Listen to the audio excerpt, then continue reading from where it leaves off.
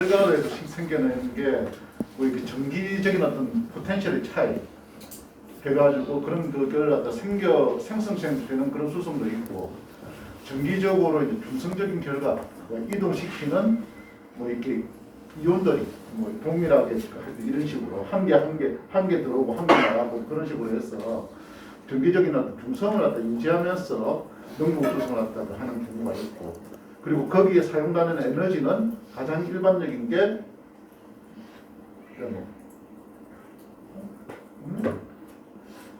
뭐 ATP를 갖다 사용한다든지, 아니면 그 산화하는 그 이온의 그 전자전달 뭐 그런 걸 갖다 사용을 한다든지, 아니면 빛 에너지 흡수를 갖다가 통해서 그렇게 한다든지 그런 것들 갖다 이야기를 했습니다.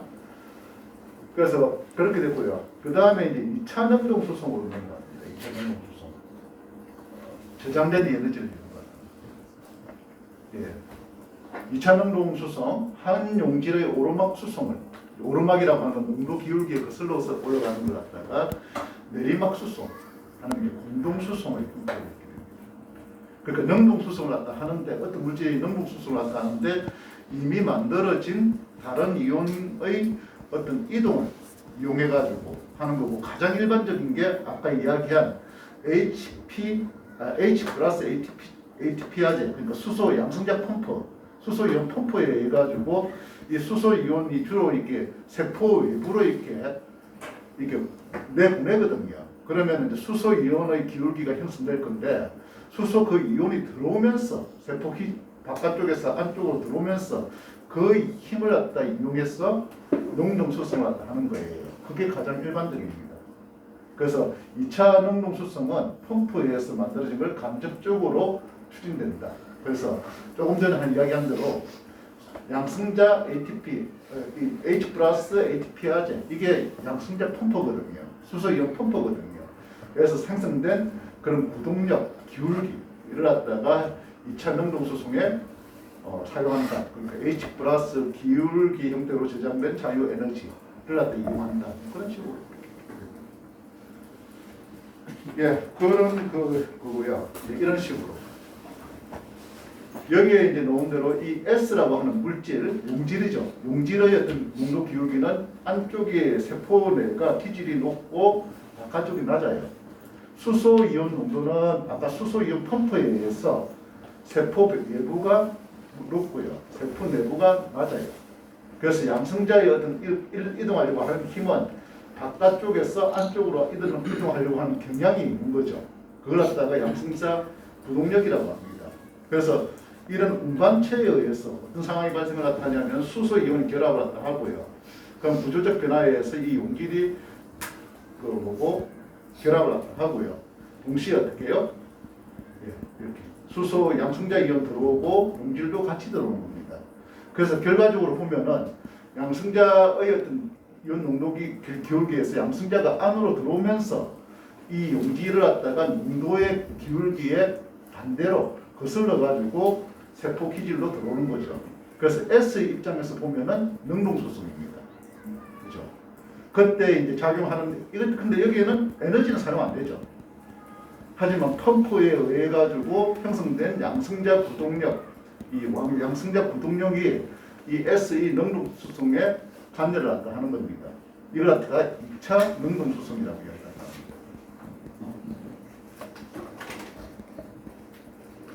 예, 그래서 2차 능동수성은 저장된 에너지를 갖다 사용한다는 거 다시 한번 강조를 갖다 하고요.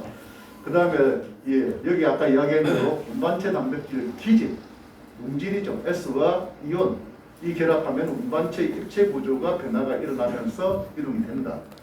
조금 전에 보여드린 거는 동시수성이고요. 15? 그래, 동시수성이라고 지적하고 있습니까? 역수성은 안티포드입니다. 그러니까 이 양성자의 이동 방향과, 양성자는 세포 기질에 그 바깥쪽에서 안쪽으로 들어오잖아요. 그때 물질의 이동 방향이 같으면 동시수성이 되는 거고요. 물질의 이동이 반대면인 경우도 있거든요. 그때는 역수성이라고 합니다. 그래서 양성자 물질이 막을 통해서 같은 방향으로 이동. 다시 말해서 바깥쪽에서 세포 기질로, 세포 외부에서 세포 기질로 들어오게 되면은 동시. 그때 이동에 관계하는 그 운반 단백질을 동시수송해요. 안티포트라고 하죠. 예, 그래서 보통 양성자와 연계된 동시 수송체는 일반적으로 이제 세포 기질로 물질을 갖다가 이동시킨다, 흡수한다 그런 거고요. 역수성은 양성자와 물질의 이동이 서로 반대 방향이다.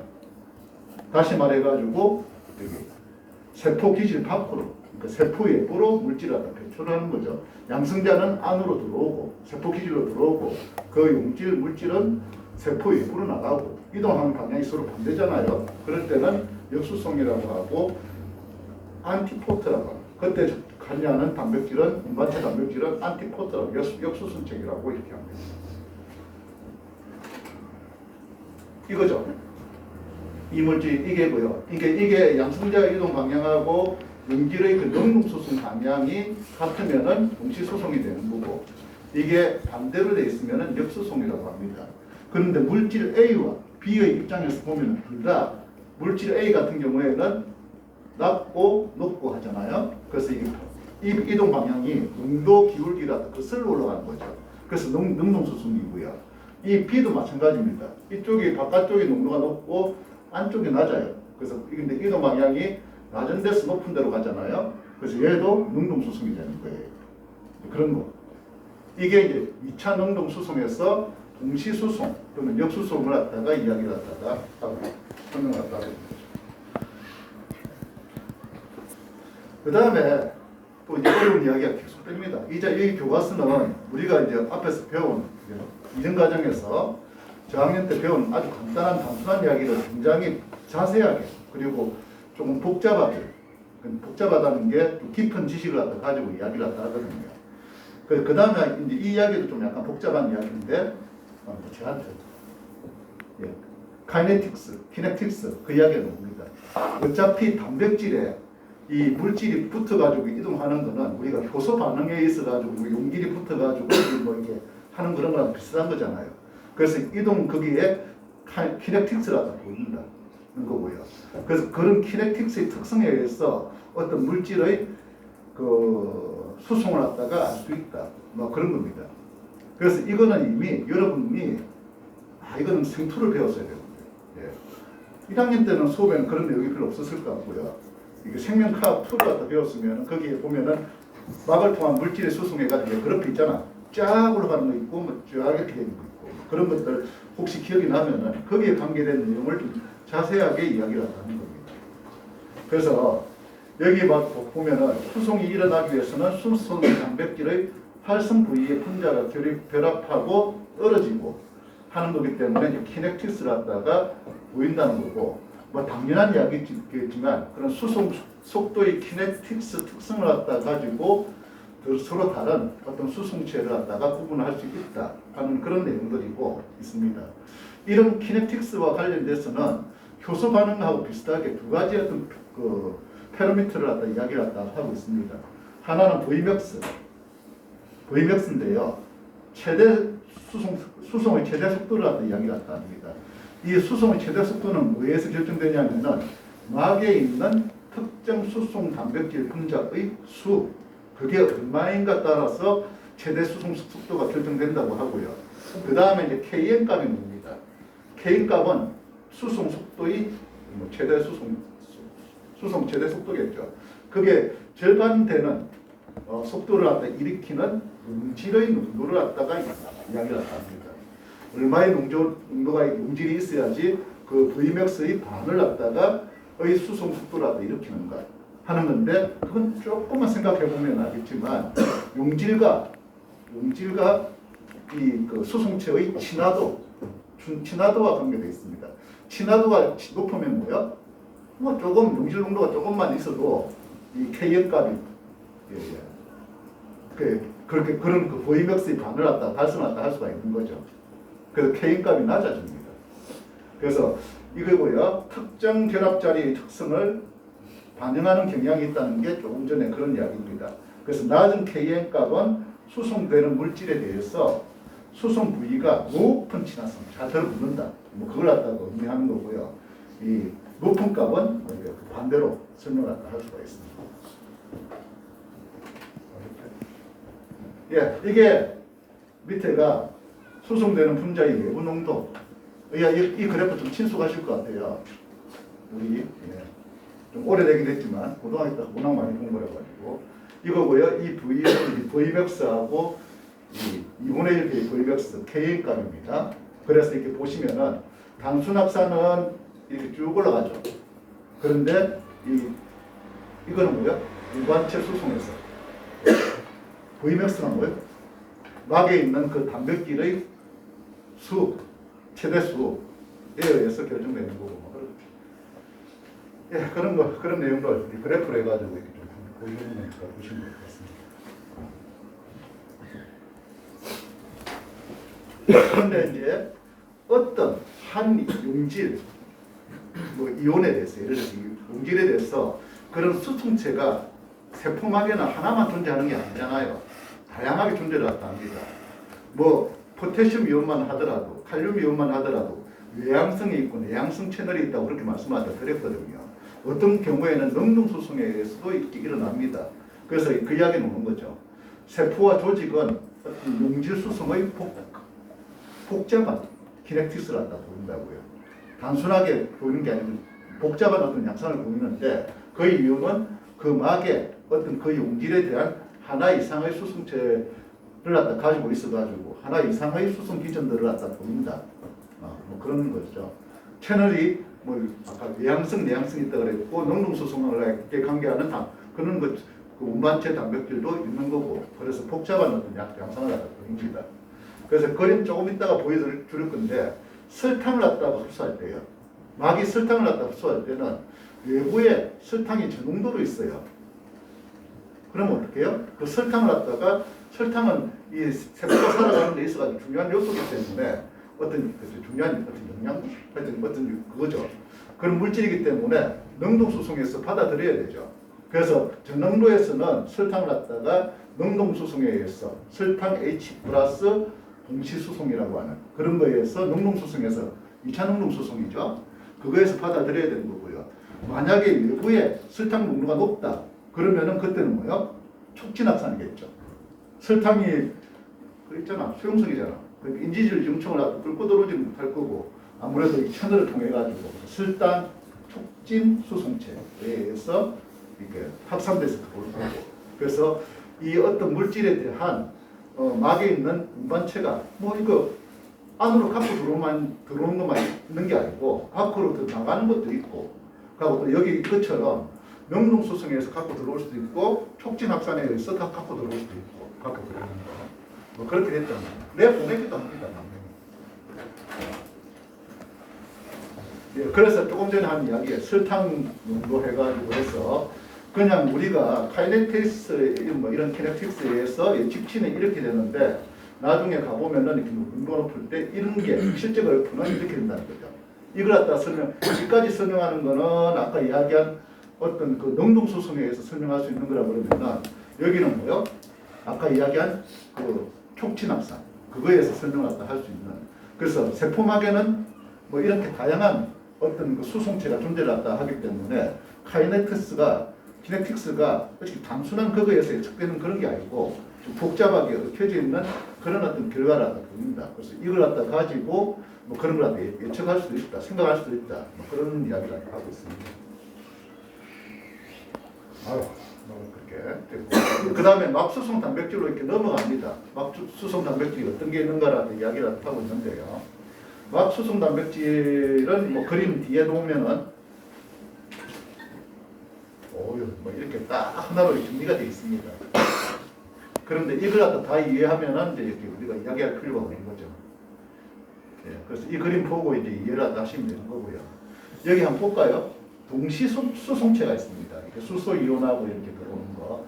펩티드도 들어오네요. 아미노산도 들어가고 아까 술탕도 이야기했고 나트륨 이온도 들어오고 포타슘하고 같이 이건 나트륨 포타슘 같이 들어오네요. 그렇게 되어 있고요. 그다음에 이건 인산이온 그것도 들어오고 여기는 질산염도 이렇게 들어오고 다른 검석 이온도 이렇게 조금 들어오는 게 있을 것 같고 이게 어쨌든 동시수송체고요. 역수송체도 있습니다. 반대로 나가는 거. 소디움 이온은 이렇게 나가는 게 있네요. 아까 들어오는 것도 됐을 것 같은데. 들어온 건 여기는 없네요. 나가는 게 이렇게 있네요. 예. 설탕을 할까? 설탕은 주로 들어온다고 아까 우리 봤죠. 근데 나가는 것도 있네요. 그죠? 자, 이렇게 막에 대개 이렇게 동시 수송체하고 ABC 수송체라고 해서 ATP를 갖다 사용해가지고 들어온 거, 펩티드나 말산 같은 거, ABA 이런 게 있습니다. 그리고 이건 아시죠? 이건 뭐고? 아까 우리가 배운 H 플러스 펌프 아주 중요한 거예요. 이걸 갖다 가능하게끔 하요. 그 펌프가 이렇게 존재를 갖다 하고요. 이 밑에는 주로 뭐냐면 채널입니다. 파란색은. 채널은 뭐요? 농도 기울기에 따라서 촉진 확산에 관계하는 거죠. 그래서 이게 보면 글루타트 탐산소 승체도 있고요. 나중 고리형 뉴클레오티드 작동성 채널도 있고요. 뭐 그렇게 있고 포타슘 이온, 칼륨 이온은 아까 내양성도 있고 외양성 그 채널도 있고 그 앞에서 우리가 공부를 하다 이야기를 하다 했었고 그 다음에 이거 음이온들 이렇게 주로 내부에 높으니까 이게 쭉 이렇게 나가고 칼슘 이온들 이렇게 들어오는 것도 있고요. 그 다음에 칼슘 이온 펌프도 있네요. 펌프도 해가지고 이렇게 밖으로 내보내는 것도 있고 그렇게 됐습니다. 그래서 운영질 막에 이렇게 아주 다양한 그런 어떤 수송체들이 있다는 거고요. 에코막에도 많습니다. 에코막에도. 그래서 이야기 역수송체 에코막에는 수소 이온이 세포 이제 능동 수송에 있어요. H 플러스 펌프가 두 가지 종류가 이렇게 존재를 나타내요. 그런데 이제 H 플러스 펌프에서 주로 에코막 안쪽으로 수소 이온을 갖다가 이동하는 거예요.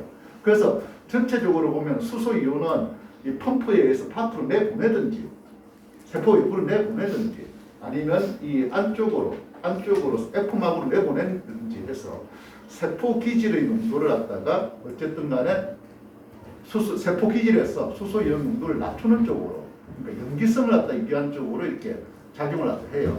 그런데 동시에 이렇게 내보내고 나서 들어오면서 완전히 다 들어오진 않겠죠.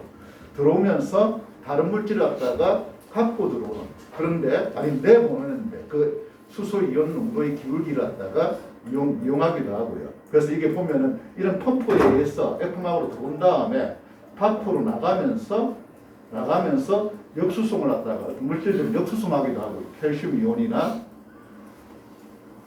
그 다음에 카드뮴도 있고 그 다음에 이제 마그네슘도 있고 육탄당도 있고 예, 뭐 그런 것들도 있고요. 질산염 같은 것도 갖고 들어오고 그 다음에 채널도 있습니다. 채널도 있어가지고 그 음이온, 포타슘 이온, 뭐이 CL 마이너스 음이온 이런 것도 이동을 시키고 그 펌프는 아까 여기 마찬가지로 ABC 펌프가 또 있네요. 또 칼슘 펌프도 또 있어요. 칼슘은 주로 이렇게 내보내고 에코막 쪽을 F로 집어넣든지 아니면 바깥쪽으로 세포에 그걸 내보내든지 이렇게 작용을 합니다. 그래서 여기에 쭉 설명되어 있는 내용들이 지금 이 내용에 대해서 하나씩 이야기를 하고 있으니까 일단 이 그림을 갖다가 바탕으로 한번 봅니다. 그래서 먼저 양성자는 1차 능동수송 단백질을 통해서 세포 밖으로 배출되죠. 그지? 그리고 2차 능동수송에 의해서 세포 내로 들어옵니다. 아까 우리가 수송체들, 운반체로 배웠죠? 역수송체, 동시수송체. 이게 F막에서도 비슷합니다. 그래서 많은 수송체 유전자들이 규명되어 있다는 거하고 이런 것들을 갖다 기능을 증명하는 거는 이게 효모, 돌연변이체, 그걸 컴플리멘테이션 하는 것 그런 걸 통해서 알 수 있다는 거고 각각의 유전자 패밀리가 존재하는 거고 수송 카이넥틱스, 조절 양식, 차동 조직 발현 등의 차이가 있을 수 있다 하는 일반적인 이야기가 이렇게 나와 있습니다. 됐고 계속 갑니다. 이 질소 함유물, 질산염이죠. 암모니아, 질산염, 암모니아, 암모늄 형태로 이렇게 질소의 형태가 존재하는데 그걸 운반하는 수송체가 있다. 암모늄 수송체는 암모늄은 어떤 거냐면 이 NH 플러스 얘는 촉진 항상 단백질에 의해서 내부로 들어온다. 앞으로 들어오는 거죠. 질산염은 음성이잖아, 음이온이잖아요. H 플러스와 동시 수송에 의해서 능동 수송에 의해서 들어온다 하는 거 있고요. 펩티드 수송체 있습니다. 펩티드 수송체는 뭐 하여튼 중요하다고 해요. 양성자 기울기와 짝지어가지고 또는 이제 ABC 패밀리 아까 ABC 수송체 의해서 이렇게 들어오기도 하고요. 또 이제 마지막으로 아미노산 수송체는 이 H 플러스 기울기, 양성자 기울기에 의해서 이렇게 들어온다. 예, 그렇게 그런 식으로 이렇게 작용한다. 그래서 물질을 갖다가 이렇게 이동시키는데, 이동하는데 관여하는 많은 단백질들이 있다, 수송체들이 있다 하는 그런 내용을 이야기하고 있습니다. 자, 그 다음에 이제 양이온 수송체로 갑니다. 양이온 수송체 우리 이미 어느 정도 앞에서 다 봤어요. 이제 봤는데 양이온 채널이 있고요, 양이온 운반체가 있습니다. 채널 같은 경우에는 애기장대에는 50개 유전자가 있습니다. 50몇 개 유전자가 있고요. 예, 그런 구조나 양이온, 어떤 양이온을 갖다가 갖고 들어올지에 대해서 6가지요. 다음 페이지, 다음 슬라이드 그림으로 나와 있고, 쉐이커 채널이 가장 많이 연구됐다고 합니다. 그래서 예, 이 쉐이커의 채널은 포타슘 이온, 칼륨 이온의 채널이니까 촉진 확산에 관계하는 거예요. 거기에 이제 특히 포타슘 이온의 외향성, 예, 그런 거 이동에 관여하는 채널이라고 합니다. 쉐이커 채널. 예, 그래서 이거 이제 쉐이커 채널이 하는 역할이 이렇게 쭉 설명되어 있습니다. 공변세포막에서 칼륨 이온 흡수 또는 유출하는 거, 토양에서 칼륨 이온 흡수할 때, 그리고 살아있는 등심주스포에서 물관으로 칼륨 이온을 방출할 때, 이런 그리고 화분에 칼륨 이온 흡수할 때, 이런 것들을 할 때 이런 쉐이커 채널이 관여한다는 거고요. 아까 잠시 보여드렸는데 고리형 뉴클리오타이드 작동성 채널이라고 해가지고 제가 아까 그림에서 왼쪽 밑에 있었던 거예요. 그거는 예, 고리이온, 사이클릭 GMP 같은 게 이제 붙으면은 활성이 이제 조절되면서 이온을 갖다가 갖고 이온을 갖다가 통과시키는데, 그때 이온 특이성은 이제 채널로 작용을 한다는 거죠. 이온 특이성은 딱 정해져 있지 않습니다. 이렇게 좀 있습니다. 범위가 칼륨 이온, 캘슘 이온, 나트륨 이온. 그래서 우리가 조금 더 개념을 넓혀야 될 게, 수송체 단백질이 이온 특이적인 경우도 있지만 그런 특이성이 좀 브로드한 그런 어떤 채널들도 있다. 꼭 칼륨 이온 그게 아니고 칼륨 이온 외에 칼슘 이온, 나트륨 이온 이런 것들도 갖고 볼 수가 있는 그런 채널들이 있다. 특이성이 굉장히 떨어지죠. 그런 것도 약간 개념을 갖다 가지고 생각을 하셔야 됩니다. 그림은 여기 이제 6가지 종류 이야기했는데 여기에 하나, 둘, 세 가지고요. 밑에 하나, 둘, 세 가지입니다. 포타슘 채널 해가지고 아까 이야기한 세이크 채널이 있고요. 2개구, 그러니까 구멍이 아마 이게 들어오는 입구가 두 개인 것 같아요. 그래서 2개구 채널이, 도메인 채널이 있고요. 예, 1개구 채널이 있고요. 그 다음에 아까 고리형 뉴클리오티드 작동성 채널은 약간 선택적 낮은 양융 채널들. 특이성이 낮죠. 그래서 아까 칼슘 이온, 포타슘 이온, 칼슘 이온, 나트륨 이온 이런 것들 다 갖고 들어올 수 있다고 했고, 칼슘 채널 해가지고 이 두 개가 조금 이렇게 있습니다. 칼슘 이온 투과성 채널이 있고, 이렇게 있습니다. 그래서 이런 것들 한번 봐주시면은 그리고 이걸 다 기억을 하는 거는 좀 힘들죠. 굉장히 새로운 내용이죠. 그런데 이런 것도 있다. 세포 생물학에서 잘하면 배웠을 수도 있을 것 같은데 다른 의미는 있습니다.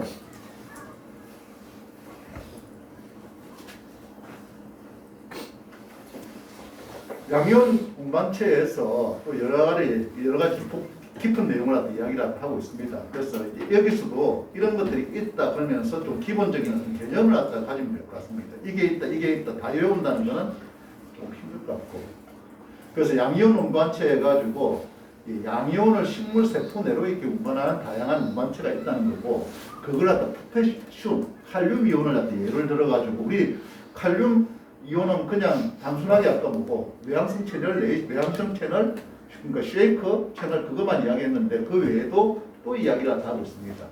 두 집단의 포타슘 운반체 해가지고 HAK, KT, KUP 이거 패밀리하고 또는 HKT 패밀리라고 이렇게 있습니다. 그런 것들이 있죠. 약간 능동수성에 관계되는 그런 것 같아요. 그래서 HAK 패밀리는 고친화성, 아주 이렇게 스페시픽한 거하고 저친화성 수송체가 있고요.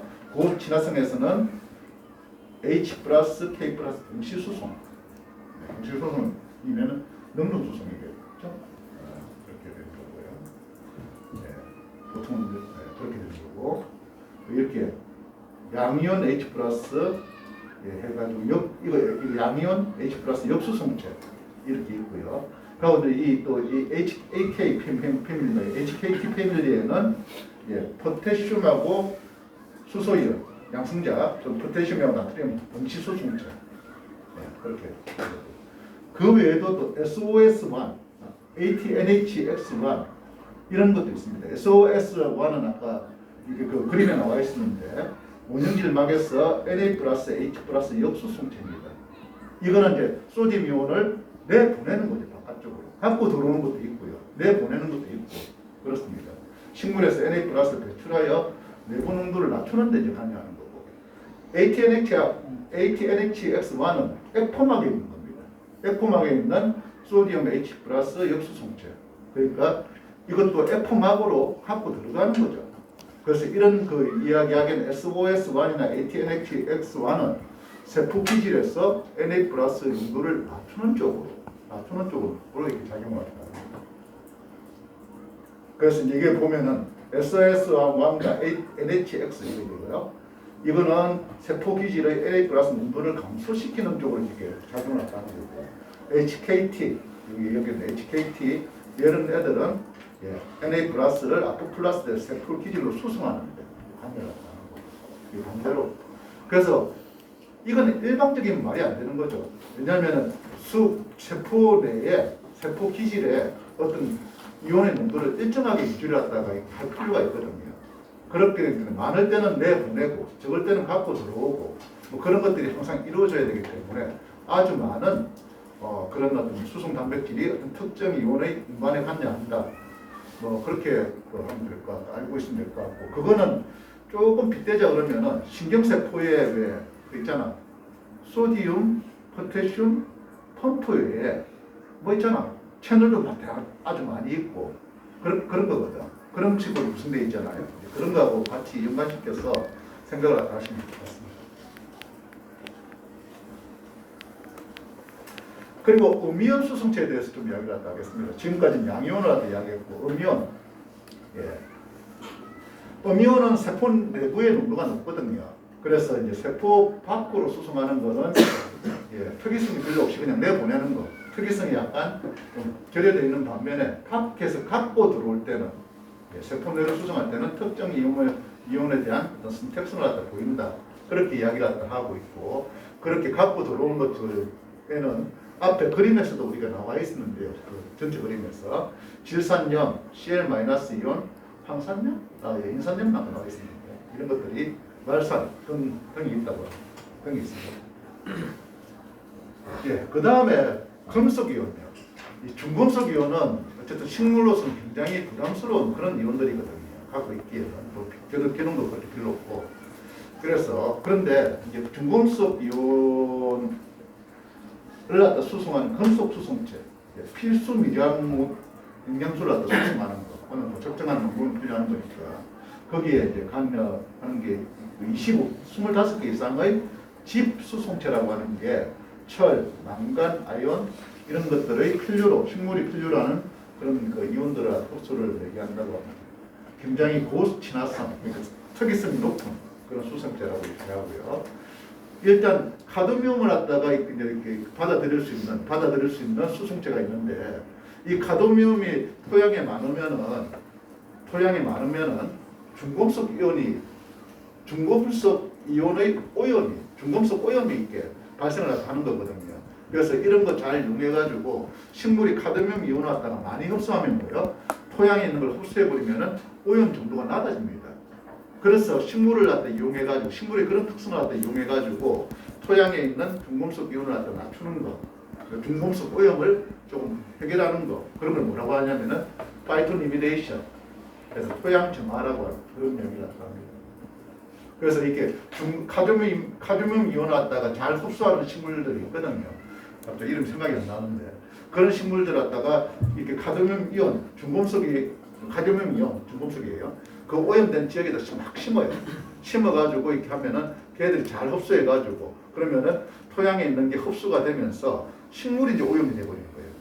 그러면은 이제 그게 중금속이 많이 축되면 어떡해요? 그거 다 잘라가지고 뽑아가지고 태우던 위해서 그 중금속 정리가 돼버리고 어쨌든 결과적으로는 토양에 있는 중금속 이온의 오염이 줄어드는 거죠. 그래서 그런 파이토 리미디에이션 쪽으로 이렇게 들어가고 하는데 그쪽으로 연구하는 분들도 많이 계십니다. 생태하는 쪽 사신 분들은.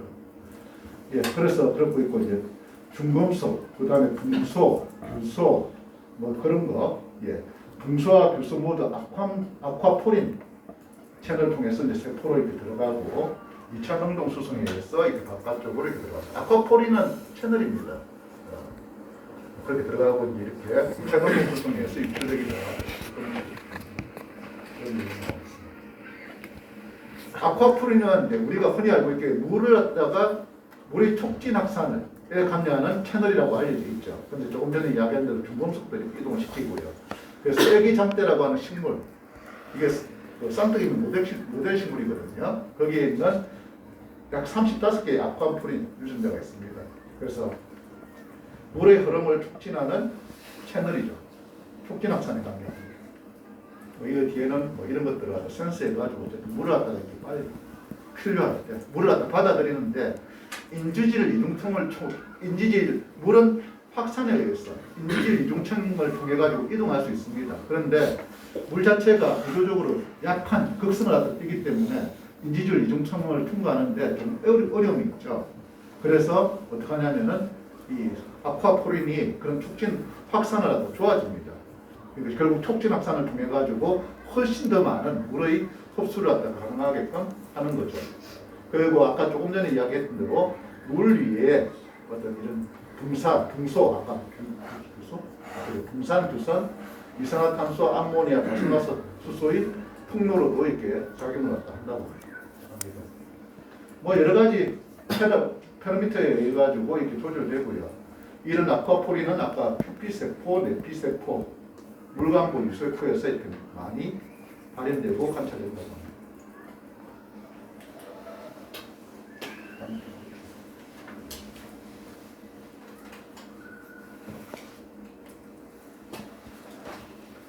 예, 좀 어려워지죠, 그죠?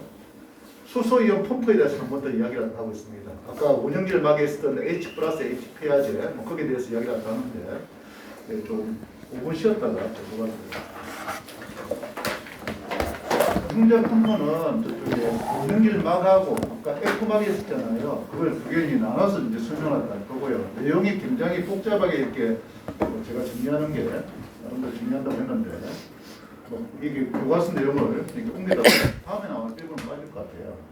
근데 어쨌든 이제 이게 좀 복잡하게 돼 있는 것처럼 돼 있는데 어쨌든 간에 거기에 구체적인 내용이 나와 있는 거고 크게는 운영길 막에 있는 양승자 펌프하고 에코막에 있는 양승자 펌프에 대한 내용들입니다. 그래서 운영길 막에 있는 양승자 펌프는 P-타입 ATPa제라고 합니다. 그렇게 해서 아까 이야기했지만 외향적 능동수소 그러니까 세포 기질로 양승자를 내보내는 거죠. 그 이야기를 갖다 하는 거고요. 그래서 이제 그렇게 되면 pH 기울기하고 이제 양이온이 나가니까 전기적 포텐셜의 기울기를 갖다 발생해서 여러 가지 2차 능동 수송을 통해서 다른 많은 물질들을 수송에 장려할 수 있다. 우리가 앞에서 많이 이야기한 그런 내용들 그런 이야기를 하고 있습니다. 그리고 이제 직접적으로 보시면 알겠지만 직접적으로 ATP가 가수분해 돼가지고 ATP 아제가 뭐 ATP 가수분해 사용은 왜 가냐는 교수잖아요. ATP 가수 분해시켜서 에너지를 얻습니다. 그래서 1차 능동 수송에 관여한다. 보통 그렇게 이야기를 하는 거고요. 약 식물은 12개의 유전자 패밀리가 있다고 이렇게 많이 있다고 그러죠. 예, 그래서 그렇게 있고 뭐 그렇습니다. 그리고 이제 원형질 막의 그 ATP 그 양성자 ATP아제는 뭐 기질 농도 ATP 당연하겠죠. ATP가 있어야지 분해가 되면서 힘을 얻는 거니까 pH 농도, 그러니까 양성자 이온의 그 농도 그런 것들 pH 그런 거 온도 빛이 있으면 활성화됩니다. 그렇게 호르몬 여러 가지에 의해서 요인에 의해서 이렇게 조절된다는 거 그렇게 나오고 이게 이제 양성자 이온의 그 펌프의 작동인데요. 이렇게 이제 세포 외부에 양성자 이온 농도 많잖아요. 그러면 ATP가 이게 분해가 돼가지고 분해가 되고 이렇게 P가 포스포리레이션 되면서 활성화되고 그러면서 수소연이 결합을 갖다 하고 이 구조적인 변화가 일어나면서 꼭 하고 이렇게 하나가 이렇게 튀어나가는 거죠. 농도 기울기를 갖다가 거슬러서 올라갑니다. 그래서 능동수송, 1차 능동수송에 이렇게 간대를 갖다 하는 거죠. PAI 갖다 떨어져 나가고. 이거는 효모의 원형질 막에 있는 H 플러스 ATP 아제의 어떤 그 2차적인 단순한 구조가 아니고 2차 구조 나름대로 그런 걸 갖다가 보여주고 있습니다. 아유, 복잡하죠. 네. 외부하고 내부의 원형질 막이라 봤을 때 이런데 막 감풍 도메인들도 많고 안에 조절 도메인도 있고 이게 N터미널이고 N말단이고 이게 C말단이고 이렇게 그런 구조를 있고 그 다음에 이제 F막에 있는 양성자 펌프인데요. 약 두 가지가 있습니다. 두 가지가. 아까 제가 그림에서 우리 그림 기억하실지 모르겠지만 두 개가 있네요. 그렇게 이야기를 했는데 하나는 이제 이거 그냥 F에 있는 H 플러스 ATP 아제 양성자 펌프 우리가 흔히 알고 있는 앞에서 이야기한 양성자 펌프 걔는 V 백티올 ATP 아제라고 합니다. FE H 플러스 ATP 아제 예. 원형질 막에 있는 양성자 펌프하고는 구조적으로 기능적으로 좀 다릅니다. 뒤에 이제 보여드리겠지만 조금 구조가 다르고요. 오히려 이제 미토콘드리아하고 연록체하고 이렇게 비슷한 관계가 있다는 거죠. 뭐 큽니다. 나중에 그림 보시면 알겠지만 750kg 달톤의 큰일 쓰고 여러 가지 소단위체로 형성되어 있습니다. 그리고 이제 뭐 이렇게 정기적 중성을 유지하기 위해서 거기 염소이온이나 칼발산이온 같은 채널을 통해서 음이온이 마그의 채널을 통해서 양이온 갖고 들어오면 정기적으로 중성을 유지하기 위해서 내보낸다고. 그리고 아까 뭐 그런 이야기 했지만 세포 기질은 pH가 7.0, 7.5 정도로 이렇게 유지를 하려고 하고요. F4는 pH가 5.5입니다. pH가 낮다는 건 뭐야? 양성자 이온이 더 많다는 거죠. 그래서 양성자 이온은 밖으로 F4에서 기질을 내려고 하는 그런 힘은 있습니다. 그런 힘 갖고 여러 물질을 갖다가 이렇게 내보내거나 갖고 들어오거나 그런 역할을 한다는 거고요. 이런 펌프에 의해 가지고 어쨌든 간에 세포 기질의 pH는 높게 중성으로 유지를 한다는 거죠. 아까 원형질 막에도 펌프가 있었고 F막에도 펌프가 있는데 둘의 공통적인 특징은 뭐냐면은 세포 기질에서 세포 바깥쪽으로나 F 안쪽으로 수소이온을 펌핑한다는 거거든요. 그렇게 펌핑해버리면 어떻게 되냐면은 수소이온의 농도가 낮아지죠. 그러면 그건 pH는 올라간다고요. 그래서 7.0이나 7.5로 이렇게 유지를 하고 동시에 그 이제 에서 생기는 양성자 기울기를 다른 용질의 이동에 수송에 관여를 하는 거고 두 번째가 수송체가 펌프가 피로파사타 H 플러스 피로포스파타제 PY 알로 포스파타제 그건 이 번역을 하다 한 책이다 보니까 이렇게 되겠죠. 약자로서 H 플러스 PPRZ 이렇게 합니다. 이게 양성자 이온의 농도 기울기 펌핑하는 데 관여합니다. 이도 능동수송에 1차 능동수송에 관여하는 그 수송 운반체예요. 펌프죠, 펌프. 펌핑하는 거. H 플러스 피로포스파타제 이렇게 되어 있고 무기 피로인산 PPL 이걸 갖다 이용해서 가스분해서 에너지를 갖다가 한다고.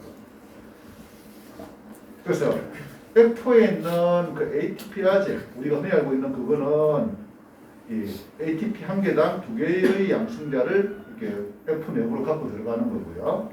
이 피로포스파타제는 PPI 한 분자당 1개의 양성자를 갖다가 이렇게 F 안으로 갖다 펌핑하는 그런 2개 모두 1차 능동수송에 관여하는 그런 겁니다.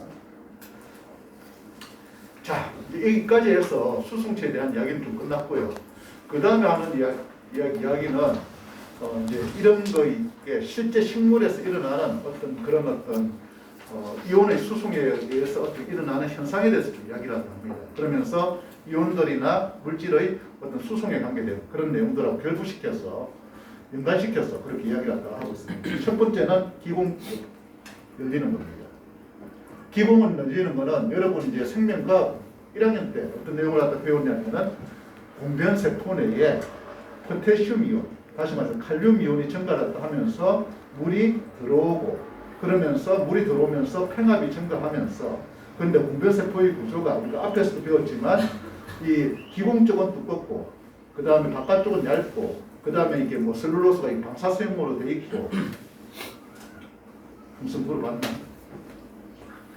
그렇게 이야기해. 너네 가서 무슨 물어봤어? 테이프 붙여가지고. 그걸 갖다 하면 내가 또 이야기했다고. 그러면서 기공 개폐, 너희들이 기공 개폐를 갖다 아느냐, 그렇게 하고. 어쨌든 그렇게 해서 기공이 열립니다. 거기에 관계된 게 아니고요. 여기 이제 보면은 빛을 갖다 주면은 이제 빛이 이제 강압성이 되잖아요. 하여튼 빛을 주면은 기공이 열립니다. 빛이 있다는 거는 강압성을 갖다 하는 시점이고, 강압성을 갖다 하는 시점은 CO2를 갖다 필요로 하기 때문에, 쉽게 이야기하면은 기공을 열어서 CO2를 받아들여야 되거든요. 그래서 열린다. 그런 생각을 하면 됩니다. 근데 구체적인 기작은 이렇게 설명되어 있습니다.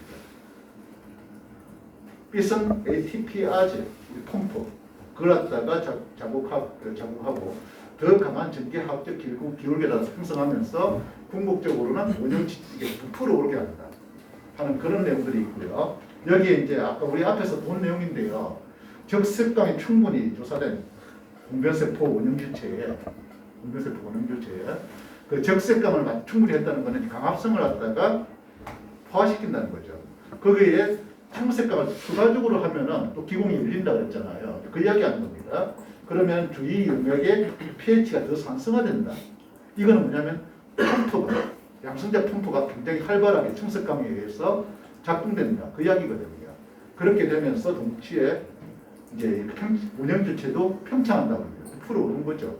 뭔가에 의해서 평창된다고. 그 기공이 열린다고. 그 이야기 하고 싶은 거거든.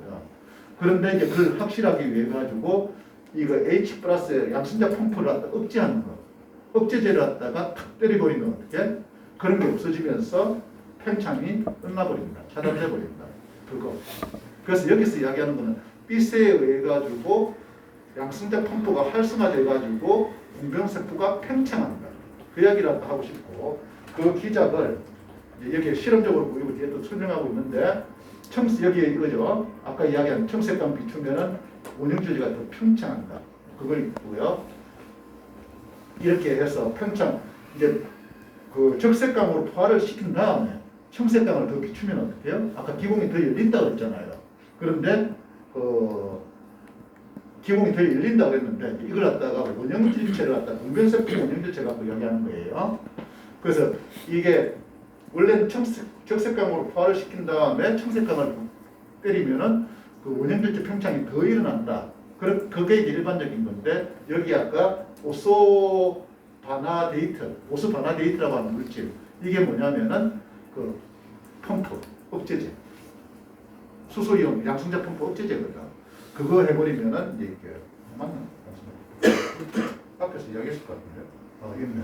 양성자 펌프 억제제 오소바나데이트. 그거 갖다 처리해버리면은 그런 평창되는 게 차단이 되거든요. 그래서 뭐 이 결과가 의미하는 거는 아까 설명을 아까 했죠, 그죠? 빛이 있으면은 양성자 공변세포의 양성자 펌프가 활성화돼가지고 공변세포가 부풀어 오른다. 그래서 결국 기공이 열린다 하는 그런 거고요. 그래서 뭐 그 이야기가 계속되고 있습니다. 중색감은 양성자 펌프를 활성화해서 용기를 흡수하고 유기용변 흡수를 자극을 통해 가지고 경변세포의 그 팽합을 증가시킨다. 그렇게 하는 거고, 그걸 갖다 이제 순서적으로 다 이렇게 설명을 하고 있어요. 이게 공변세포입니다. 그리고 그 순서는 여기에 딱 잘 설명되어 있어가지고 있고요. 이걸 그냥 넘어갈 수도 있겠으나 한번 읽으면서 이렇게 설명하고 넘어가겠습니다. 청색강이 어떤 신호 전달 경로를 통해서 원형질막 양성자 펌프를 활성화한다 하는 거고요. 이게 1번입니다. 이 1번은 여기에 나와 있어요. 신호 전달에 청색강 시동 전달에가 수용체가 있고 양성자 펌프를 활성화시킨다. 그러면은 어떻게 해요? 수소 양성자가 바깥으로 이렇게 나가게 됩니다. 그 이야기를 하고 있는 거고, 예. 양성자 분포가 활성화되면은 원형전막이 다 공급됩니다. 예. 전하가 이렇게 차이가 많이 나게 되죠. 나가게 되면은. 그러면은 공포연세포의 포테슘 이온이 이동이 증가합니다. 그죠? 이게 3번이, 예. 내향성 채널이죠. 내향성 채널에 의해서 포테슘 이온이 바깥에서 안으로 이렇게 들어옵니다. 이렇게 들어오고요. 이렇게 들어오고 또 안으로 이렇게 들어가네요. F까지 들어오네요. F까지. 이렇게 들어갑니다. 3번. 그렇게 하고, 말산염은 엽록체 증폭의 결과로 세포 기질에 축적됩니다. 4번.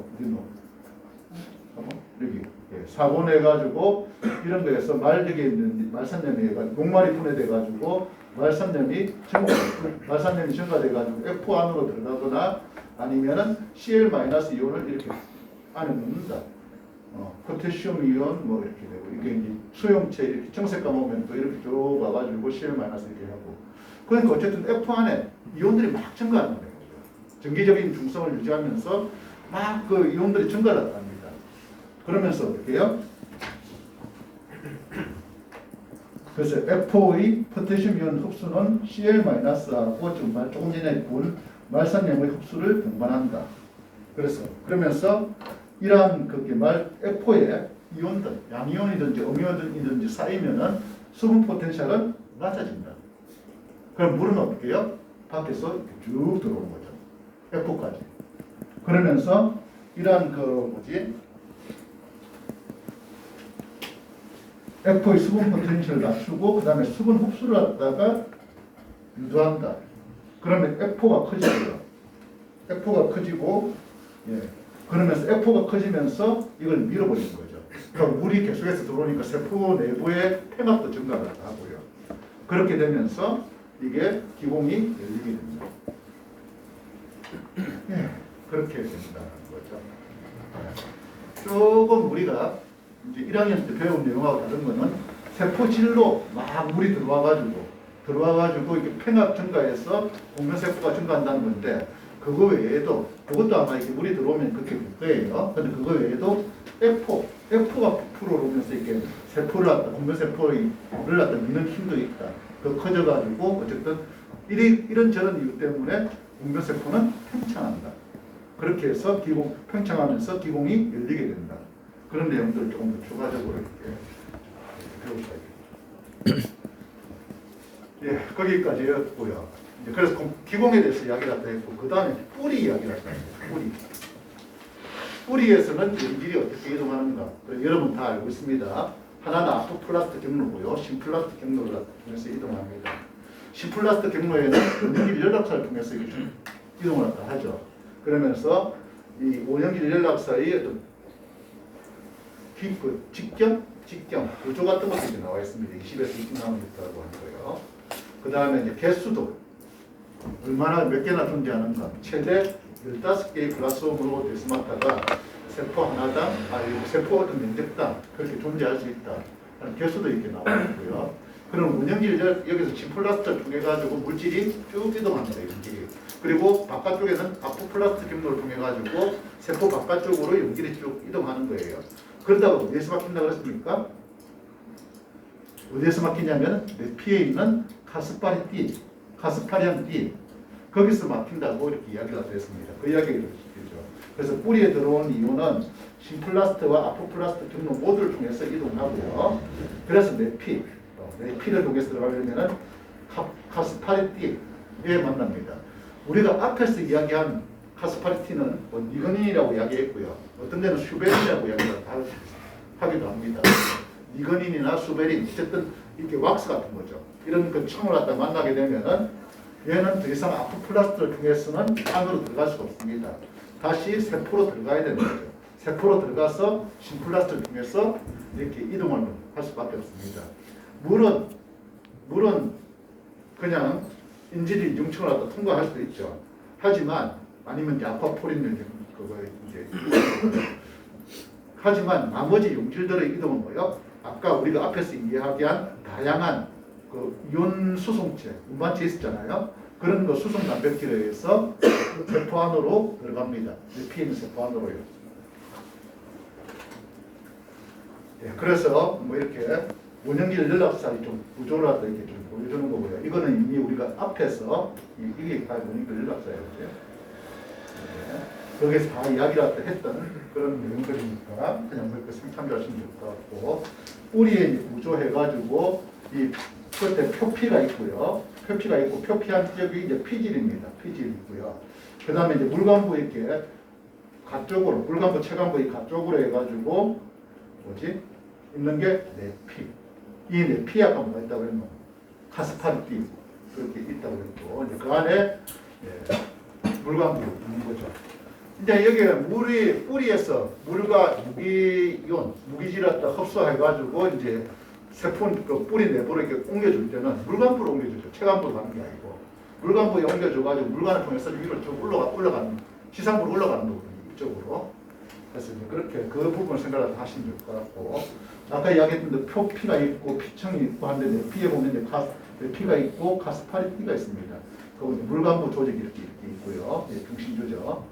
물관부 이조직이 있고 이제 안에 이제 물관, 실제 물관, 자일렌 그런 것들이 있고, 그래서 여기 오면은 이제 물이나 무기질들이 이 내피세포로 이렇게 들어와서 이렇게 물관부 이조직을 통해 가지고 이 물관부로 이렇게 나가는 거죠. 적재가 된다고 얘기하고 있습니다. 그렇게 됩니다. 그래서 아까 조금 전에 본 물관부 유조직 세포 다시 이제 가면은 이거요. 물관부 유조직 세포는 이제 피세포에서 물과 무기질, 용질들을 받아가지고 어떻게 해요? 여기에다 옮겨주는 겁니다. 물관부에다가. 그 물관부에 옮겨주는 걸 갖다가 물관부 적재라고 합니다. 자일렌 로딩이라고 해요. 그래서 이온이 앞에 우리가 배운 심플라스트에서 빠져나와가지고 물관의 풍도세포로, 수성세포, 그쪽으로 이렇게 죽어있는 세포죠. 그쪽으로 이렇게 들어가는 과정이죠. 그래서 내피 세포를 통과한 이온과 용질은 물관부 유조직 세포를 이제 이렇게 거쳐가지고 물관부 통로세포에 적재가 되는 거죠.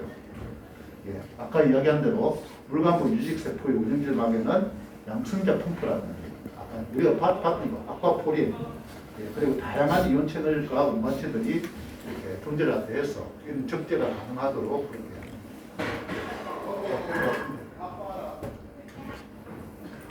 예, 여기까지 해서